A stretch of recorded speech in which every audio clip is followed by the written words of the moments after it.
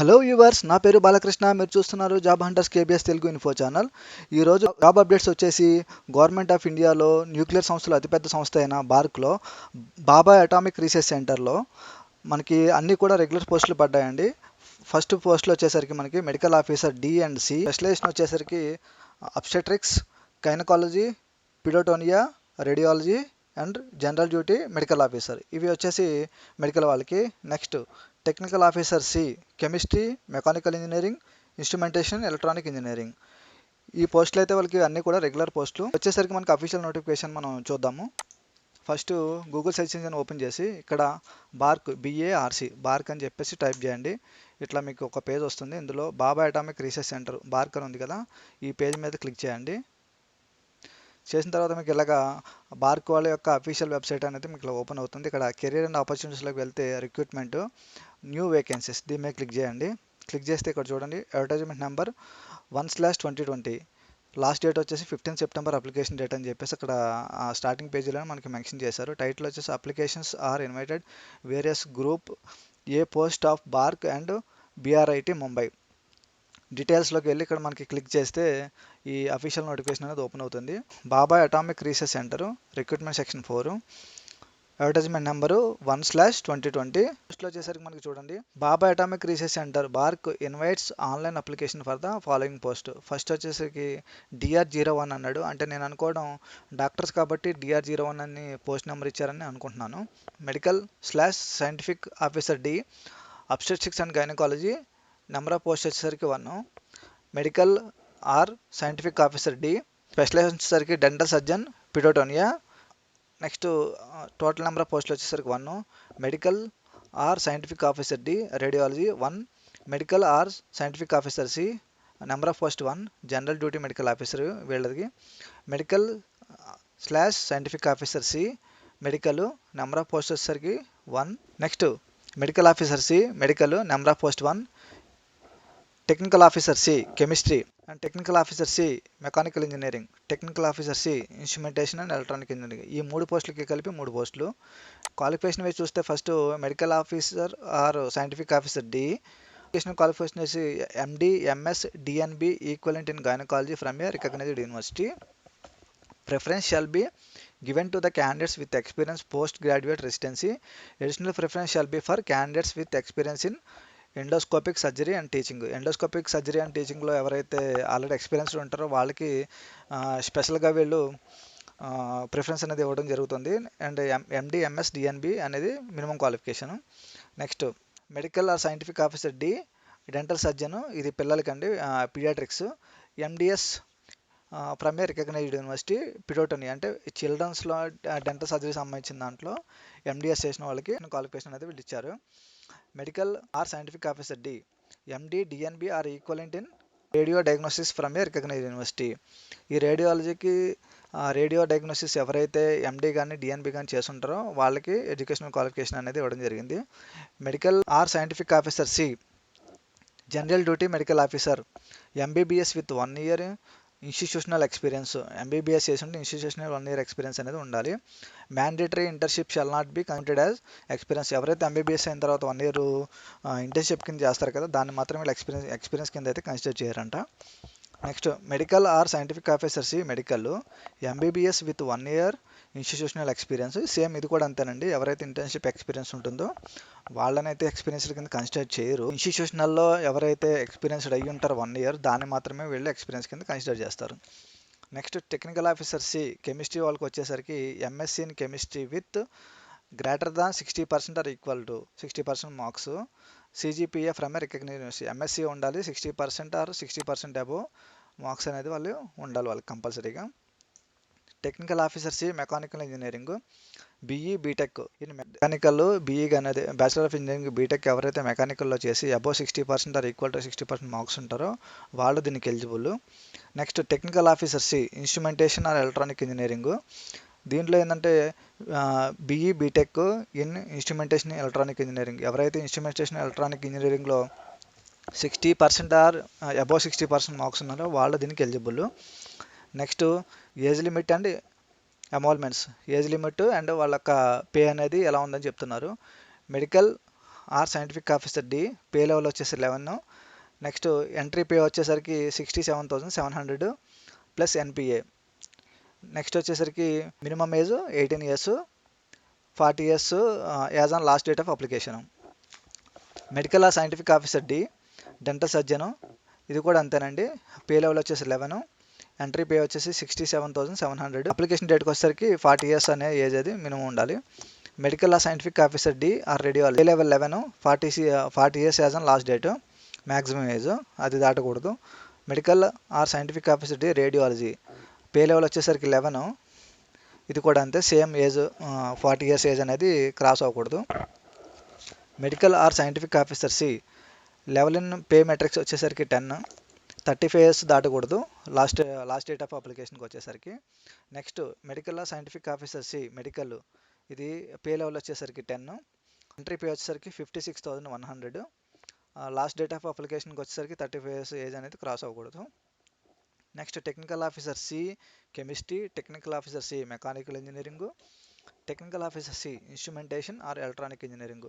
వీళ్ళందరికీ కూడా pay level వచ్చేసరికి 10. నెక్స్ట్ ఎంట్రీ పే వచ్చేసరికి 56,100. నెక్స్ట్ వీళ్ళకి ఏంటంటే లాస్ట్ డేట్ ఆఫ్ అప్లికేషన్కి ఏజ్ ఎంత అనేది వీళ్ళకి ఇక్కడ అండర్ క్యాండిడేట్స్కి అయితే ఏమి ఇవ్వలేదు. ఓబీసీకి అయితే 38, ఎస్సీకి 40, ఎస్టీకి 40.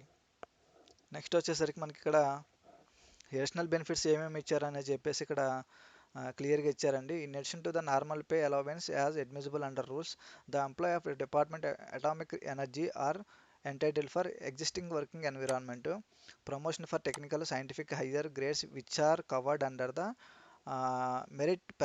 merit promotion scheme of DIE, health for self and family మెంబర్స్కి హెల్త్ కార్డుని ప్రొవైడ్ చేస్తారు. అండ్ ప్రమోషన్స్ కూడా వాళ్ళకి గ్రేడ్ వైజ్గా ఎప్పటికప్పుడు మెరిట్ వైజ్గా ప్రమోషన్స్ కూడా ఇవ్వడం జరుగుతుంది. అట్రాక్టివ్ పెర్ఫార్మెన్స్ రిలేటెడ్ ఇన్సెంటివ్స్ కూడా ఉంటాయి. Departmental accommodation as per government of India orders. So వాళ్ళ యొక్క పొజిషన్ బట్టి వీళ్ళ డిపార్ట్మెంటల్ అకామిడేషన్ కూడా ఉంటుందన్నమాట as per government orders. Criteria for PWD candidates medical officer D మొత్తం అన్ని స్పెషలైజేషన్కి కూడా physical deformity should not be less than 40%. 40% should not be less than 40% కన్నా ఫిజికల్ డిఫార్మిటీ అనేది దానికన్నా తక్కువ అయితే ఉండకూడదు. అలా ఉంటే వాళ్ళు దాన్ని కన్సిడర్ చేయరని చెప్పేసి చెప్తున్నారు. Next technical officer C instrumentation electronic engineering, adult persons with height 4 feet 10 inches or less. Okay, ఇది వచ్చేసి టెక్నికల్ ఆఫీసర్ సికి ఇచ్చారండి. నెక్స్ట్ ఇంపార్టెంట్ ఇన్స్ట్రక్షన్స్ ఫిజికల్ డిజేబిలిటీకి ఏమేమైతే ఇన్స్ట్రక్షన్స్ ఇచ్చారో ఈ ఇన్స్ట్రక్షన్స్ అంతా కూడా అంటే మన పైన చెప్పిన విధంగానే 40% కన్నా minimum degree percentage of disability 40% కన్నా లెస్ దాన్ 40% కన్నా ఉండకూడదండి ఇచ్చారు కదా, అవే ఇక్కడ కూడా ఇచ్చారు. And as per government order ప్రకారం ఎలా తీసుకున్నారు 40% అనేది ఆర్డర్ నెంబర్స్ అవన్నీ కూడా ఇక్కడ క్లియర్గా మెన్షన్ చేశారు. సో ఇన్స్ట్రక్షన్స్ వచ్చేసరికి మీరు క్లియర్గా అఫీషియల్ నోటిఫికేషన్లో చదవండి. నేను డిస్క్రిప్షన్లో అఫీషియల్ నోటిఫికేషన్ యొక్క లింక్ నేను ప్రొవైడ్ చేస్తాను. Next nature of duties, name of the post అంటే మన వాళ్ళు ఇచ్చిన పోస్ట్ వైజ్గా నేచర్ ఆఫ్ డ్యూటీస్ ఏమేమి ఉంటాయని చెప్పేసి ఇక్కడ క్లియర్గా ఇచ్చారు. ఇవి కూడా మీరు అఫీషియల్ నోటిఫికేషన్లో చూడండి. ప్రొసీజర్ వచ్చేసరికి మెడికల్ సైంటిఫిక్ ఆఫీసర్ డి ఎవరైతే ఉన్నారో వీళ్ళందరికీ టెక్నికల్ ఆఫీసర్ కానీ మెడికల్ ఆఫీసర్ కానీ మొత్తం అందరికీ కూడా selection will be on the basis of performance in personal ఇంటర్వ్యూలో ఉన్న పర్ఫార్మెన్స్ని బట్టి మాత్రమే వీళ్ళు సెలెక్ట్ చేస్తారు. In case the response is more అంటే అప్లికేషన్స్ వీళ్ళు ఏదైతే అప్లికేషన్ నోటిఫికేషన్ ఇచ్చారో దానికన్నా ఎక్కువ రెస్పాన్స్ వచ్చి ఉంటే కనుక దాన్ని రిస్ట్రిక్ట్ చేసే మొత్తం అధికారం ఈ బార్క్ సంస్థకి ఉందని చెప్పేసి వీళ్ళు క్లియర్గా ఇక్కడైతే మెన్షన్ చేయడం జరిగింది. నెక్స్ట్ జనరల్ కండిషన్స్, అప్లికేషన్స్ ఎలా అప్లై చేయాలి, దాని ఫీజు ఎంత అనేది చూద్దాము. అప్లికేషన్ ఫీజు వచ్చేసరికి 500 అండి. నెక్స్ట్ లాస్ట్ డేట్ వచ్చేసరికి 15th September 2020.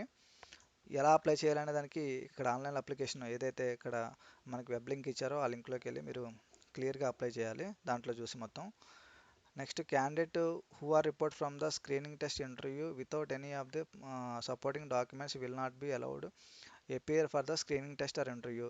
ఇక్కడ ఏవైతే డాక్యుమెంట్స్ మెన్షన్ చేస్తారో ఆ డాక్యుమెంట్స్ ఏంటంటే online application admit card and date of birth, educational qualification certificates, caste certificate, experience certificate, ఏవైతే రిక్వైర్మెంట్స్ అంటే మీరు అప్లై చేసేటప్పుడు ఏవైతే మీరు అప్లికేషన్లో ప్రొవైడ్ చేస్తారో information that all data should with you on interview time. Relaxation in upper age limit.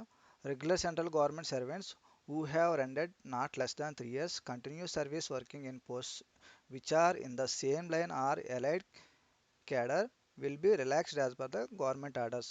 ఎవరైతే government service నుంచి వచ్చి దీనికి అప్లై చేస్తారో వాళ్ళకి not less than 3 years continuous service అంటే 3 సంవత్సరాల కన్నా తక్కువ సర్వీస్ అయితే ఉండకూడదు అని చెప్పేసి అక్కడ క్లియర్గా మెన్షన్ చేస్తారు. So divorced women and women judicial separated from their husbands who are not remarried are eligible for relaxation in upper age limit as per government orders. ఎవరైతే విడోస్ అండ్ డైవర్స్డ్ ఉమెన్స్ ఉంటారో మళ్ళీ marriage చేసుకోకుండా ఉంటే వాళ్ళ upper age limit relaxation దానికి వర్తిస్తుంది వాళ్ళకైతే. Application fee and payment procedure. Mode of pay వచ్చేసరికి అప్లికేషన్ ఫీజు త్రూ ఆన్లైన్లోనే మనకి అప్లికేషన్ ఫీజు అనేది పే చేయాలి. అమౌంట్ వచ్చేసరికి అప్లికేషన్ ఫీజుకి 500 రూపీస్. నెక్స్ట్ పేమెంట్ ప్రొసీజర్ వచ్చేసరికి ఇక్కడ మనకి ఆన్లైన్లోకి వెళ్ళి ఇక్కడ మేక్ పేమెంట్ అంటే ఆ మొత్తం అంతా కూడా ఆన్లైన్లోనే పే అనేది చేయాలి వీళ్ళు. పేమెంట్ ప్రొసీజర్ ఎలా అనేది చెప్పేసి మనకి అప్లికేషన్ మీరు ఆన్లైన్ లింక్లోకి వెళ్ళి మీరు అప్లై చేయండి. సో టోటల్ ఇన్స్ట్రక్షన్స్ అంతా కూడా మీకు అక్కడ ఇచ్చాడు. నెక్స్ట్ వచ్చేసరికి person who are working in the central state government public sector should be a no objection certificate. అండి ఎవరైతే ఆల్రెడీ గవర్నమెంట్ జాబ్ వచ్చింది వాళ్ళు ఎవరైతే గవర్నమెంట్ సర్వీస్లో ఉన్నారో వాళ్ళు కనుక దీనికి అప్లై చేసి ఉంటే వాళ్ళు ఆ యొక్క సంస్థ యొక్క నుంచి నో అబ్జెక్షన్ సర్టిఫికేట్ అనేది తీసుకుని రావాలి కంపల్సరీగా. అలా అయితేనే వీళ్ళు స్క్రీనింగ్ టెస్ట్కి కానీ ఇంటర్వ్యూకి కానీ అలౌ చేస్తామని చెప్పేసి ఇక్కడ క్లియర్గా నోట్ అనేది ఇచ్చారు. నెక్స్ట్ కాపీస్ ఆఫ్ సర్టిఫికేట్స్ అంటే ఏమేమి తీసుకెళ్ళాలి అనేది ఆల్రెడీ మనం పైన డిస్కస్ చేసుకున్నాం కదండి. సర్టిఫికేట్స్ ఏమేమి కావాలనేది first online application, next educational qualification of experience applicable, date of birth certificate, SC/ST certificate. గుర్తుపెట్టుకోండి SC/SC సర్టిఫికేట్, OBC సర్టిఫికేట్స్ ఎప్పుడు కూడా మనం 6 months మనకి ఫ్రెష్ అప్లికేషన్ ఏదైతే మనకు ఉంటుందో అది తీసుకెళ్ళాలి రెన్యూ అయినది. లేదంటే చాలా వరకు కూడా ఇవి రిజెక్ట్ చేస్తూ ఉంటారు. నెక్స్ట్ OBC వాళ్ళు అయితే నాన్ క్రీమీ లేయర్ సర్టిఫికేట్ ఉంటుంది కదా అది తీసుకెళ్ళాలండి. Economically weaker section reservation. Economically weaker section reservation ఎలా కన్సిడర్ చేస్తారు, ఎవరెవరికి ఎక్స్క్లూజన్ ఉంటుంది అనేది ఇక్కడ క్లియర్గా ఇచ్చారు. Candidates who are not covered under the scheme of reservation of ST, ST, OBC and whose family as gross annual income below 8 lakhs are to be identified as economically weaker section.